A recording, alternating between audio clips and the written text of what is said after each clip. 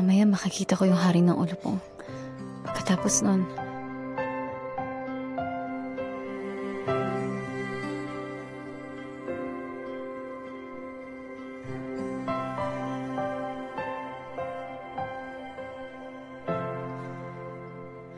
tinanggap ko na yung alok ni Yuri.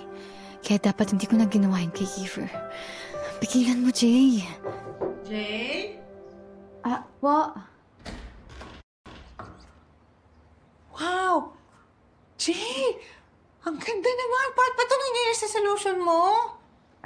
Opo, tita. Bagong ayos po para sa bagong buhay. Si Yuri nga pala nagpaalam. Susundo daw siya sa'yo. Baka nasa baba na yun eh. Sige po, tita. Sunod po ako. Sige.